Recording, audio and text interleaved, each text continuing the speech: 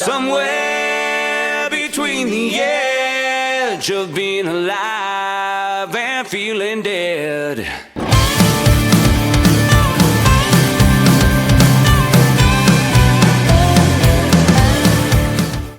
Back in 2020, some of my children suggested we go on a hike, so here we went to Fang Mountain Trail, and crossing the creek there, I found that in these days, in 2020, I was woefully out of shape, having to take a lot of breaks. My children kept hiking ahead of me. I knew something had to change. Here we were. We lost our way up the trail. I guess the trail forked, and I don't know if we followed a game trail or whatnot, but we were getting views, but it was clear the trail was gone. We were getting closer to where I knew Fang Mountain was because I had visited it maybe 10 years earlier. But it became clear we weren't going to make it in time. We were kind of lost. And so we made the decision to go down a ravine towards where I believe the trail was. Thankfully, you'll see some footage there. We found the creek, the big rock slide, and made our way back. But this became clear that something had to change for me personally. I was woefully out of shape, where previously in my life I was in pretty good shape. I was able to do a lot of bushwhacking in the backcountry and stuff like that, but I was never a big hiker. So this all led to where I am today, this incident here where my children were pushing ahead and I had to take so many breaks. I was slowing them down for the first time in life. Something had to change. Next, I was Zig Zag Ridge with the children. This time I was a little bit better in shape, but really the equipment I had wasn't so great. We tried just to see how far we could go. I know we wouldn't get to any kind of summit, but bushwhacking through this place, this really no trail. It's more like route finding, especially back in 2020, crossing creeks, getting soaking wet, just pushing through bush, and trying to use my phone, but really cell signal was not very great. And so just ended up aborting this one because I was woefully unprepared. So I was like, all right, something needs to improve. I'm getting into shape, but I need to do things a little bit better. Maybe I'll find an actual trail. All right, so later in 2020, I decided to pick a curated trail, and this time it was going to be Erg Mountain. Of course, not the easiest one, but it looked beautiful in pictures. So I put a post out there on Facebook, and you can see there that I did get a taker, Lucas Gerns, and never met him before. Picked him up and off we went in my 4x4. It was interesting. I figured out how to put it in 4x4 low that day for the first time. We got to the trailhead and just pushed through. First we thought we'd take our bikes, but that didn't work out just because if anyone knows Erg, you know there's no way you're going to get very far. Crossed the creek, the Ptarmigan Creek, on some logs. Didn't know where the trail was, didn't know how to route find or anything like that. We kind of went upstream to where logs were and just lost the trail bushwhacking. Finally, we found the trail, following it up, and it was just brutal. But this time I decided I'm not going to give up. So I pushed pretty hard. And Lucas, of course, being much younger than me, pushed forward. And we got up close to the meadows and it started snowing. So I threw on my jacket. I did have some gear, but really I wasn't prepared. But, you know, pushing forward, learning a bit more. Learning through trying, right? And anyways, ended up getting to the meadows and a little bit up the hill from the meadows. Lucas pushed on to the summit. There was snow up there. I was freezing cold. I was pretty proud of myself. But in the end, this was an important point for me because I realized, you know, I really do need to have survival gear on me when I do these trips. That's when I really understood that point. It was Erg because there was no snow at the bottom. And I really didn't have the right kind of gear to proceed. So I thought if I'm going to get into this, if I'm going to keep doing this, I really need to find a way to find my way around. And I need to have the right equipment. If it gets cold, I need to be prepared for that. If I get wet, etc. And so this is where a lot of things changed. But I thought to myself, wouldn't it be great if I could find or see a video to see what these hikes are like in detail in videos and stuff like that. And that's kind of what started this whole journey of getting good information and sharing it with others. So the desire and the drive to hike, it did not go away. Even after all of these things happening, nothing can replace experience, boots on the ground, and mistakes will always be made. That's how you learn. Just they shouldn't be major life-threatening mistakes, I guess, is a side note. So I learned a few things. I had a lack of preparedness, a lack of skills, a lack of equipment, lack of critical information, how to drive to the trailhead, problems that I might encounter, things like where is the trailhead, because not all of them are obvious of where to start the trail. Creek crossings, how dangerous is it? What other dangers? Animals, different things like that. So really, I just realized how much information I was lacking. And so the question was, how do you prepare for a backcountry day hike? Really, that was kind of coming to mind. I wanted to keep doing this. And so I thought, well, I'll go through this process. I'll start to digitally capture my experiences with the thought to help other people to go through the same thing. I enjoyed what I do, but I thought, well, if I capture this, I can show people what it looks like. I can show them up-to-date information. It was a big challenge to find this online. There were some sites that had some text information, but it just didn't seem to help me that much. So anyways, things like, like I said, where is the trailhead? How do I drive there? What kind of vehicle do I need? Is there cell connection there? Are there any water sources to drink? Things like that. And as you'll see here, this is sort of first successful kind of hike going up Sugar Bowl. Did get to the ridge just to see the viewpoint. That was kind of a big thing for me. I did it solo, did it all alone. Was a curated trail, but I thought, hey, if I can do this, I can keep going. What other information do I need? And that's where the journey began. All right, so next, just through visiting Prince George area hiking on Facebook, meeting some people, sharing some information, I met and started hiking with people from the Caledonia Ramblers, local hiking club here in town. And one of those people happened to be Gerald. And together, Gerald and I, we created this website, hiking.princegeorge.tech. It's sort of a collection of information in order to share a bit more information about how to get to hikes. And originally I was looking at the Ramblers website. Lots of great information here and really good to connect up with people. But like if you want to get to a hike, if I just click on Baldy here, for example, not everyone is going to be able to find the trail from a text description like this. You got to drive down some logging roads. The signs aren't the very best. And there's been a number of people in the Prince George hiking group that have driven to the trailhead. They don't know where the trail starts. There's not really easy to see signage, or maybe don't find the roads and stuff like that. So anyways, just to kind of point that out. So in the end, we created a bit more detail than that. So if I were to click on this map here, there's lots of different ways to get to the information, but just to kind of show the rationale behind sharing of information. So if you kind of generally know the area that you want to go, here's Baldy, I'll click on that. And it comes into here, has a textual description, has a track that you can download, a few pictures there, shows the elevation information, shows a picture of where you park, where the trailhead is. You can get the track, you can download it, more pictures of the hike, and a few YouTube videos showing hike from beginning to end over the years. And you can put comments at the bottom here, etc. So anyways, this was the kind of thing I was hoping to find, and Gerald was hoping to find some years ago. And so we kind of started on that journey, sharing a lot of details about the hikes that we went on. And, again, just to try to help other people not encounter the problems that we had. So get more people out into the backcountry, using their time for the maximum benefit.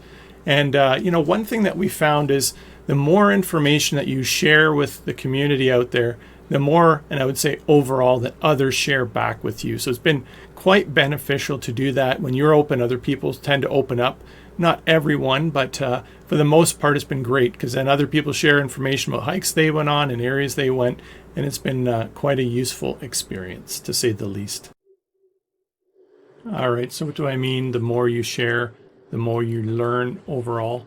Well, we ended up creating a TNT Adventures page on Facebook, just to kind of be a separate area from just general hiking info, and that's kind of a conversation about stuff Gerald and I particularly were doing. And we found as we shared information on this page, you're not going to see all the feedback that we get, but there are a number of comments where people did share information back in the comments. But mostly we get the private messages on the page and in other places. And that ended up leading to a few things. So here, like on our website, if I go to the home page here, you've got the menu up top here. And if I go on outdoors, we put a trail status page. And so as we see people report online regarding trails and whatnot, we kind of try to keep an up-to-date tab of trail conditions. So this is under our trail status, once again, outdoors trail status. And you can see there's links to the actual trail. So if you click on that, it'll take you to the Baldy Mountain Trail.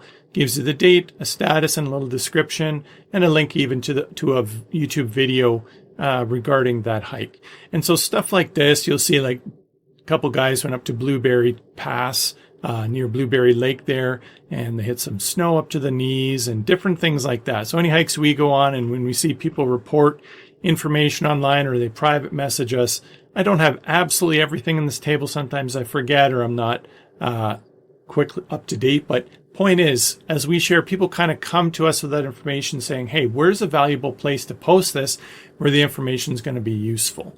And so another thing to mention is, so we make this content, but videos always serve a certain purpose. Like this one is talking about the 7 Summits Challenge of Northern BC. And, why I'm talking about videos having a certain purpose. Videos rarely show the level of effort that it takes to do a hike. You try to do it, but really it comes down to what is the purpose of that video? Is for entertainment, basic information maybe? Does it kind of show if there's snow there? Maybe showing a road or the condition of a trail, or if there's deadfall, like is it showing equipment? There's all kinds of reasons people make videos. Like this 7 Summits video, it's not intended really to show how difficult the 7 summits are. It's just kind of showing the summits in general. From the start of the trailhead to here's the summit, and a very brief kind of in-between situation. Erg Mountain, it's one of the top 3 most difficult hikes, for example, in our region here. But there's no way this 7 Summits video will do justice in terms of how difficult this is going to be.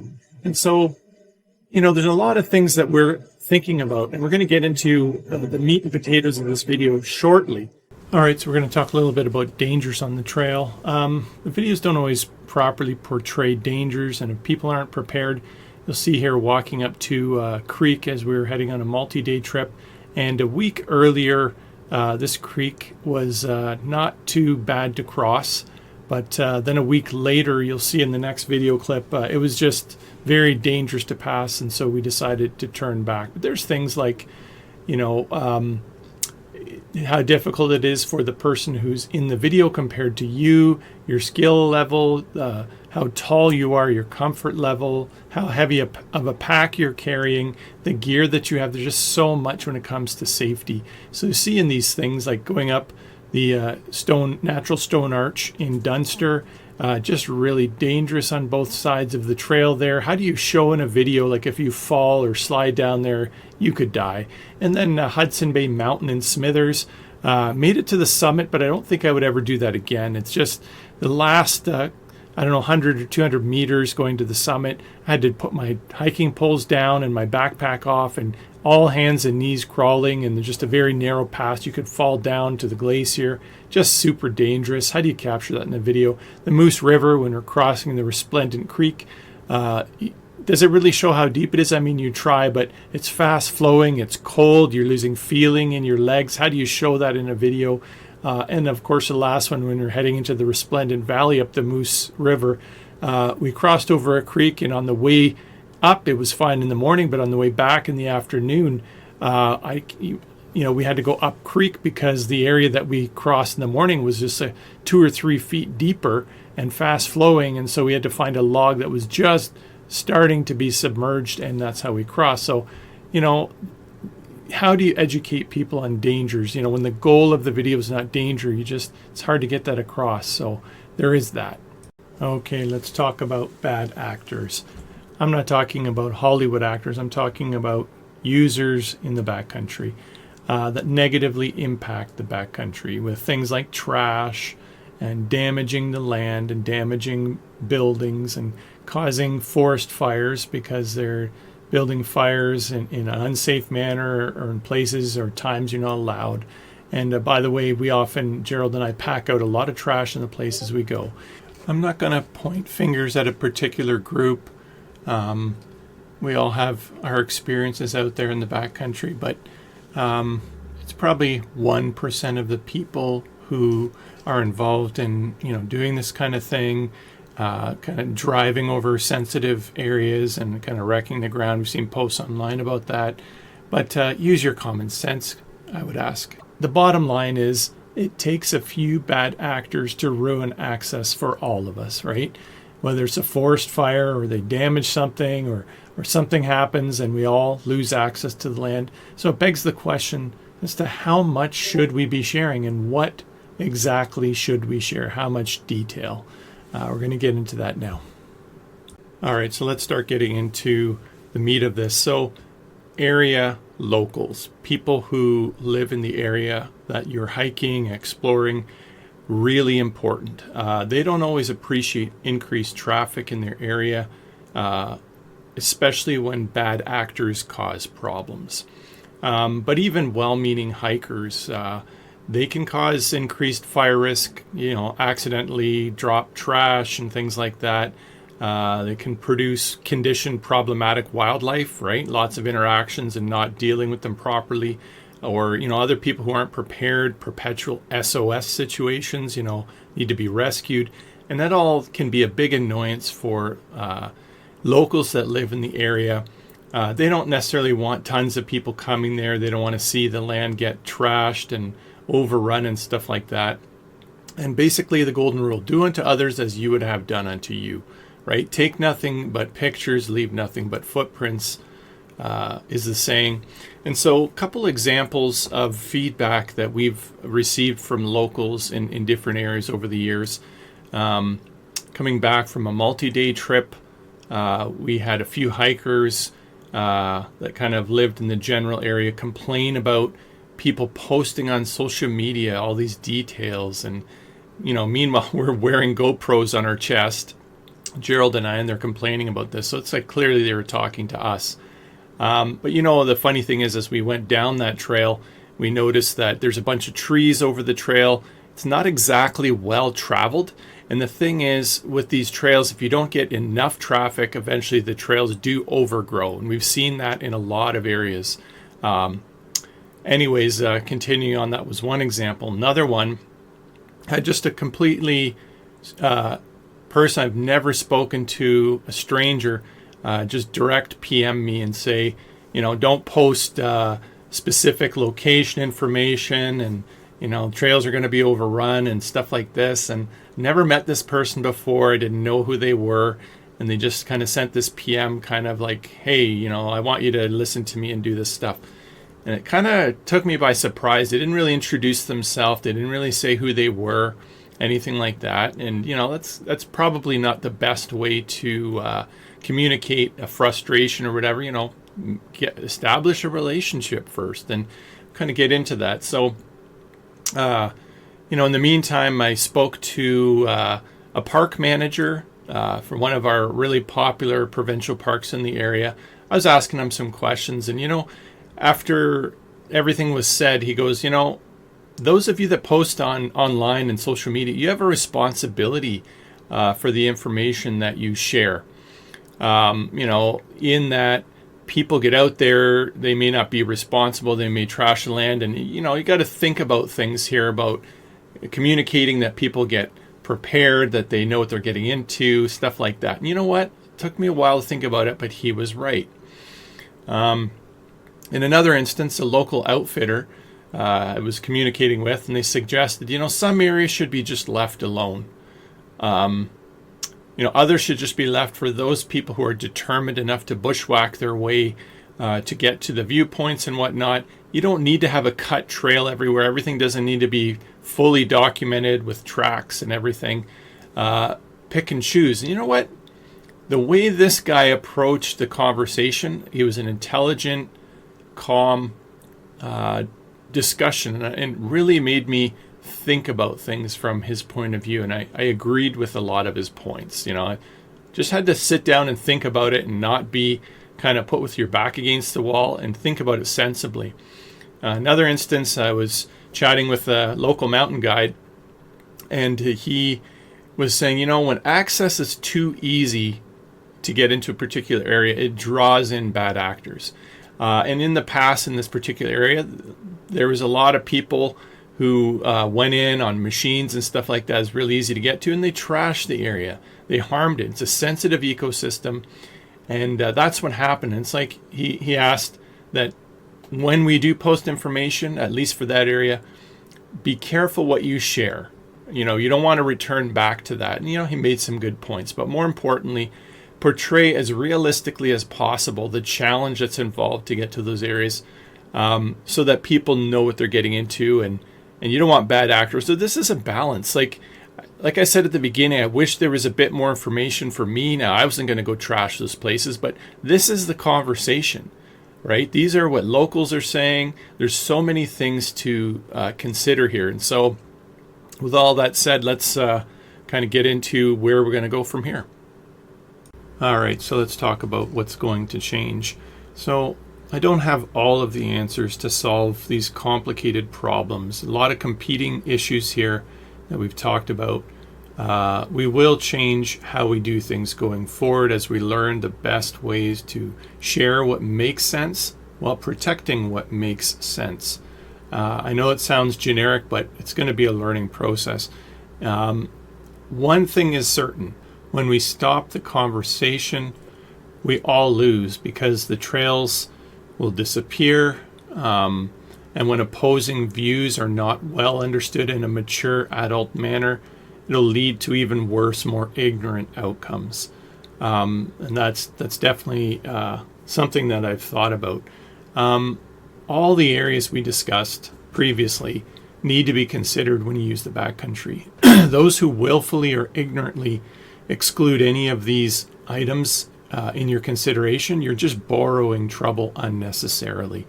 We're going to produce more content to cover some of these items in the future, but each of you yourself, you're responsible to know what you're getting into, avoiding the unneeded risks that may selfishly end in an SOS call that's not needed. You'll put others at risk. You will ruin the backcountry, maybe temporarily, permanently, through forest fires or closures or bear or other animal attacks. And sometimes you can't avoid it, but if you could, you really need to consider that. Do the appropriate level of research for the area you're going to. Do skills training. Prepare yourself with the right equipment, with the right skills, with the right mindset. Consider the follies that I shared in my early experiences and avoid those things. And so I just hope that you guys take all that into consideration. Understand that we'll change. We'll decide, maybe for the more curated trails, we'll give the details. It's already public. For the more sensitive areas that are really in the backcountry, we will consider all these things. Maybe share some pictures and videos. May not be sharing tracks and details for everything. We'll carefully consider all these items that we discussed, and that's really going forward. You'll see those changes.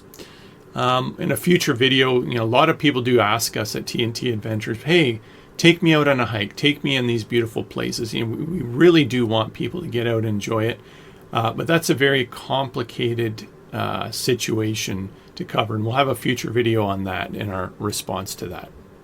Thanks for listening, and hope you guys enjoy the content here. Leave your comments below. This conversation is not over, but it's just begun.